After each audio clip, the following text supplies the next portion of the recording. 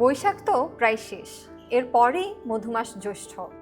এই মৌসুমে আম খেয়েছিলেন? কি আম খেয়েছিলেন? পাকার সময় হয়েছিল নাকি সেই কেমিক্যাল দিয়ে পাকানো আম? ভাবছেন কিভাবে বুঝবেন? আপনাদের জন্যই বানানো হয়েছে ক্যালেন্ডার, ম্যাঙ্গো ক্যালেন্ডার। সময়ের আগেই কাঁচা আম পেড়ে কেমিক্যাল দিয়ে পাকানোর অভিযোগ থাকে প্রতি বছরই। তাই কোন জেলায় কোন জাতের আম ঠিক কবে বাজারে আসবে তা ঠিক করে দিয়েছে সরকার। পাকা আম পাড়া শুরু হবে 13ই মে চুয়াডাঙ্গা থেকে।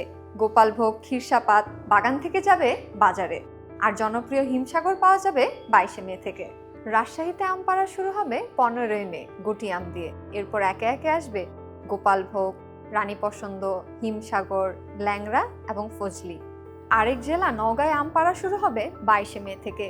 এ জেলার বিশেষ আকর্ষণ জিআই স্বীকৃতি পাওয়া নাগফজলি পাওয়া যাবে 5 জুন থেকে।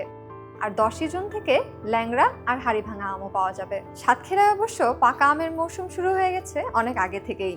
গোপালভোগ, গোবিন্দভোগ, গোলাপখাস সহ নানা বৈশাখী আম পাওয়া যাচ্ছে 5 মে থেকেই।